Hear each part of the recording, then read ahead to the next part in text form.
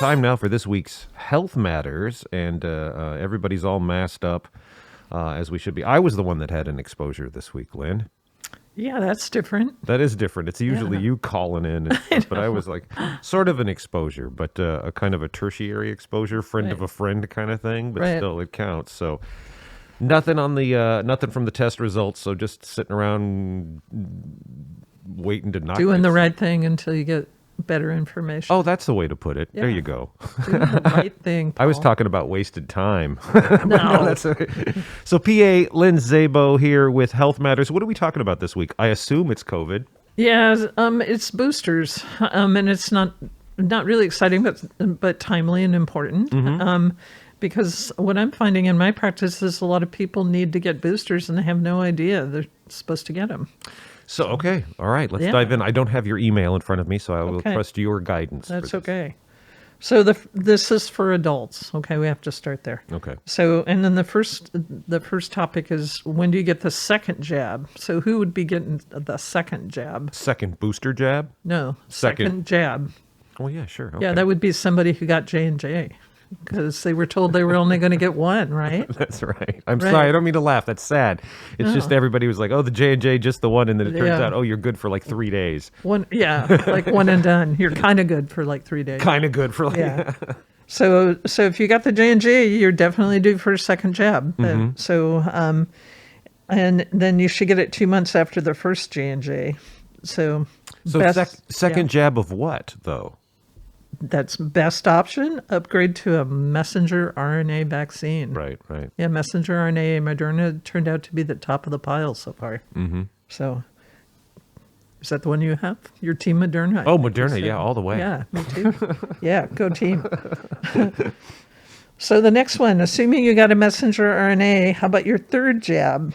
So this should happen 4 months after your second jab. 4 months. Okay, that's different. Last I was aware of that when we were getting boosted a while back. It was 6 months, I believe, was what they were saying back then. It's 4 months now. Okay. And it should, if you got a Pfizer and you're wondering, should I still get a Pfizer or can I cross over to Moderna? It doesn't really matter. Although I suppose if you got Moderna initially, dropping down to a Pfizer doesn't really have anything to recommend it.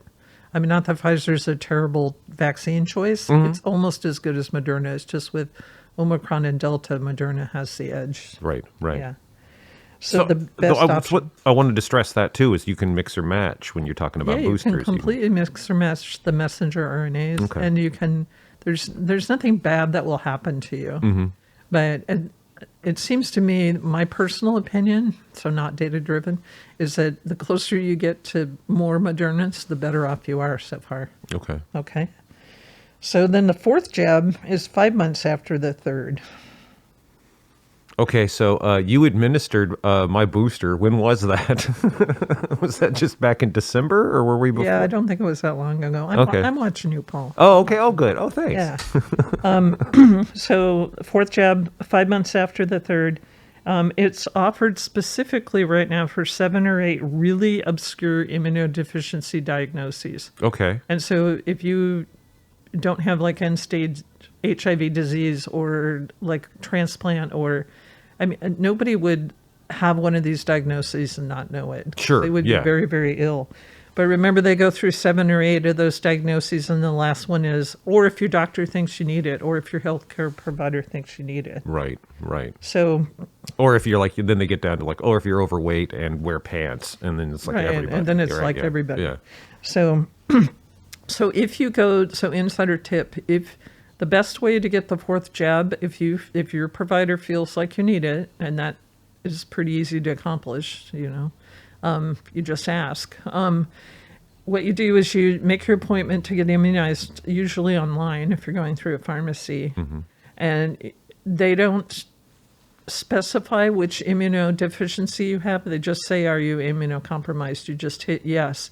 And when you go into the pharmacy, you shouldn't be asked anything further. Okay. So, for example, I guess I could use my dad as an example. 86-year-old. He's survived sepsis. He's type 2 diabetic and pretty good control. He's got a lot of other health problems because of his age. On his age alone, I, as a healthcare provider, consider him immunocompromised. Sure. Right. And his 84-year-old wife also. But sometimes they get into the pharmacy and they get blowback about that. You shouldn't have to discuss it. Really? Okay. Yeah. Like as a matter of like legality and HIPAA and all of that stuff, you shouldn't have to discuss it, Yeah, or you is it just shouldn't. like a courtesy kind of thing? I think it's because there's so many different opinions on the shots. I think you're getting into people's political opinions Wow, and not okay. really medicine. So basic rule is if you show up at a pharmacy and you're looking for your third or fourth jab and they start asking you questions, you can They tell them shouldn't to be shut the hell asking up. you questions. Okay. The only valid question they should ask you is, are you allergic to this? Like, did you have a previous bad reaction? And can you hang around 15 minutes after we administer it? Okay, so Or maybe which one do you want? right.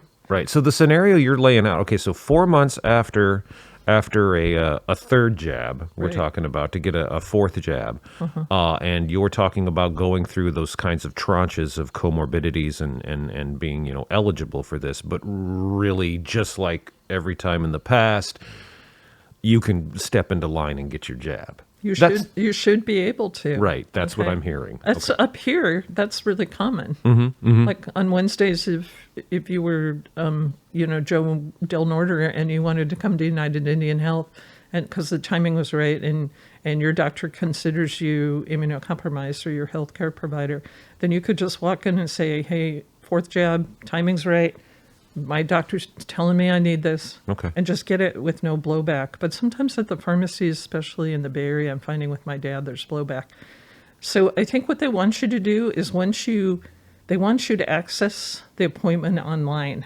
And once you take the human out of it, then you stop getting opinions and you just get the shot. Oh, okay. So Interesting. I don't really know why that should be so.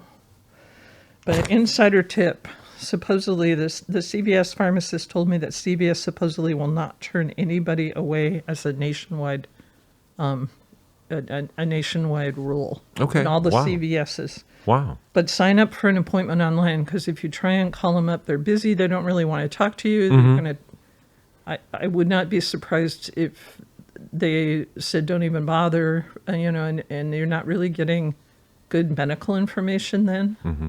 So- Half the time, it's hard to even get a local number for a pharmacy, too. They try to shunt you into some sort of phone Right. tree or get you online Right. anyway. So I always go through that. I'm a provider. Well, I can legitimately do not- that, but everybody does it. Not everybody can throw their weight around. Well, if I'm calling about myself, sometimes The COVID warrior princess. Don't they know who you are? But that's not fair either. So if you call, you're only going to get the opinion of the day. So do it online. Boosters for Moderna are usually a half dose. And so people don't have to be worried about being quote unquote sick, which really is a good immune reaction because there's less of that. It's a smaller dose. Mm-hmm. Yeah, I'm trying to remember from the booster you gave me. Yeah, you whined, but I don't know if it was legitimate. You whined. Well, that's a side effect. Whining, right? Yeah, Isn't well, that- I guess so. But you were your usual dynamic self and doing fine in all things. I was observing you. You were doing great. But You gave the hardest shot I've had in a long time. It felt like you hit the bone on that. You went in deep. a lot of scars there. But anyway, HIPAA alert. Oh, sorry. So Does HIPAA count if it's you shooting your own mouth off and talking about you? sometimes yes, sometimes no. Okay. So this is super cool. The alternative vaccines. I've seen some people recently who got immunized in Mexico with Sinovac, Oh, wow. which is the Chinese Yeah. vaccine. I forget. What's the efficacy of the Sinovac? Not very good. I think Yeah. it's 30 to 40. It's like Sputnik. Right. Yeah. And so the question there was, does that person just cross over and get one booster, or does that person start over? It's my opinion that the person starts over Right, with right. the messenger RNA. Yeah. But there are some people around who were vaccinated overseas with different types of vaccine, and we're starting to kind of see them. So if you're in one of those almost unique situations, you should definitely up your vaccine. You're not really protected. Yeah. So At some point, I'd like to just in my mind, things happen, and I'm just curious about across the board. It seems like it's the mRNA vaccines that are so much more effective. right. Is that Is it because it's Russia and China making the other vaccines, or is it a fact? Is the coronavirus simply that difficult to create a vaccine for? Why are the mRNA like just so far and away better in efficacy? That's just a larger question. Yeah, that's a larger question. I think it's super political question. Really? Really political question. Wow. Okay.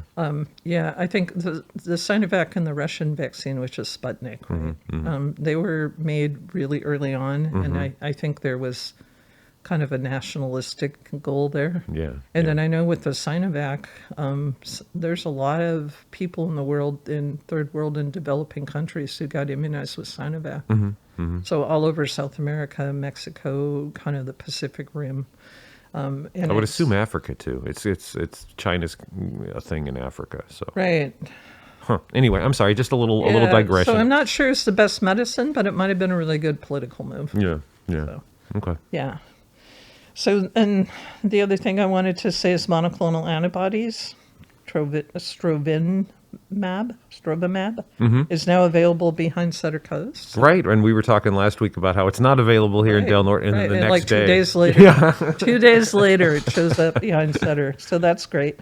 And then I think people also should be ordering tests. And have you done that here? I have not done that. Mike has done that here, and my folks have tests coming. But as far as I know, nobody has received any of them yet. No, I haven't either. But I don't know if Mike has his own address because you can't send it to a P.O. box.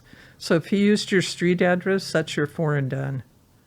Oh, yeah, we have, let's see, we're fancy here. We have 2 street addresses. Oh, very clever. This is one, that's another. So yeah. Very clever. Okay. So yeah, I ordered it for my parents and for my kids. And of course, in my household of 1, I'm going to get 4 tests that I don't really need. So I'm going to send them down to my daughter in LA who's got a bigger household. Oh, wow. So that kind of stuff. I have a testing question for you.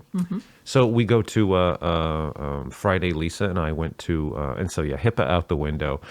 We had an exposure in the family, so we were kind of laying low for the first 5 days to see if anything happened. Lisa tested negative about halfway through that time, and we were masking up, and she didn't go into the library, and I didn't come into here all week, and then. Went on Friday and got tested, both of us. And I figured that way we could sort of, like quality control each other's test. If one of them comes back. One thing I heard from my daughter, who is not a healthcare worker, but a scientist, and was saying that the quick test doesn't pick up Omicron near as well as it should. No, it doesn't. And so she was saying, if it comes back positive, you've got it. If it comes back negative, you might still got it. Right. So that's a false negative. Right. And so we went and we were going to both, be tested. And I thought, okay, great. Then we'll double down, and that doubles our chances of getting an accurate reading from this. I have never had a COVID test before, like this whole pandemic. Just never had a need to. Never was exposed. Didn't have a. Dude takes the nurse at the this was at Open Door, takes the swab, the Q-tip.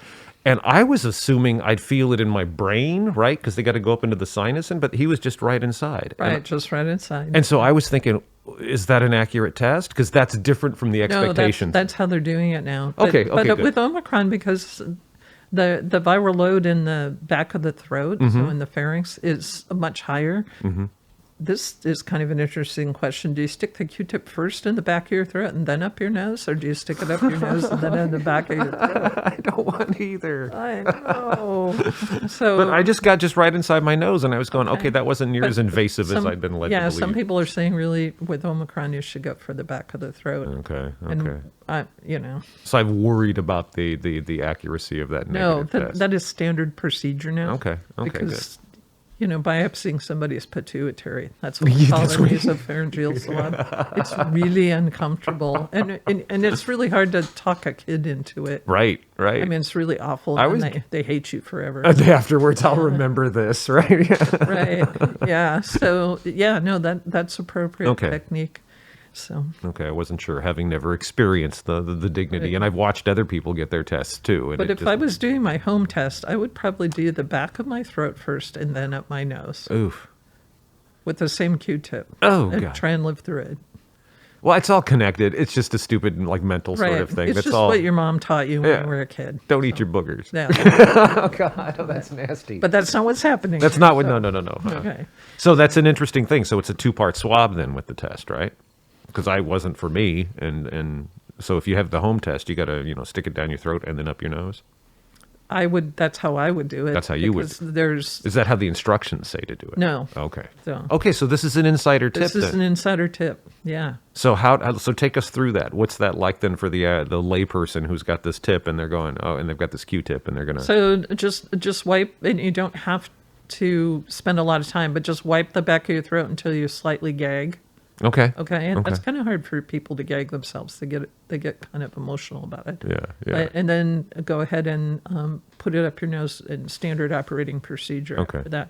So I think you're supposed to circle it 5 times, right? So rotate the Q-tip 5 times, pressing into the posterior or the pressing toward the center part of your head, Okay. Okay. and that's usually the way how people are instructed. Okay. I don't know. We kind of stand around in a big group, and test ourselves. It's pretty casual. So, Do are there healthcare people who get like a bad reputation for being bad at that stuff? Like, oh, don't let this person test somebody you. being more gaggy.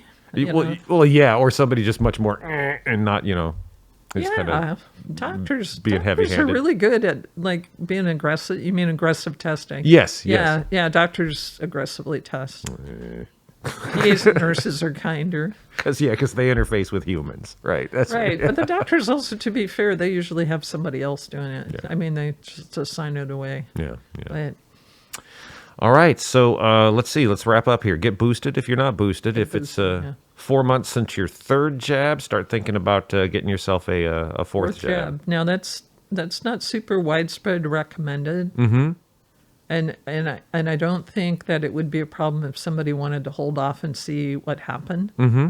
I think that would be fine. But somebody who has a frail elder in their family, or somebody who's going to have a lot of exposure, 4th jab might make sense. I don't think it's going to hurt anybody. Mm-hmm. Have you gotten your 4th jab? Mm-hmm. Okay.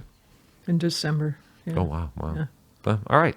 PA Lynn Szabo, Health Matters. Thank you so very much for the update on all of this as we sit through Omicron, which is scary. Some of the numbers are scary, but the hospitalizations aren't anything like they were with Delta, and no deaths. No. So I don't know. It seems like everybody's just kind of holding their breath, waiting for this to blow over, and it seems like it will. Is. Yeah. If you look at the graphic on LOCO, which is kind of a real basic way to get information, it's going down. It's yeah. We've hit the spike seen and that? started. No, I haven't seen that. No, it's yeah. the Lost Coast Outpost. Check it out. Right. Okay, Lynn Szabo, thank you very much. All right. Thanks. We'll see you next week for next week's Health Matters. Bye-bye. Don't wave. That's not good radio. That's not good.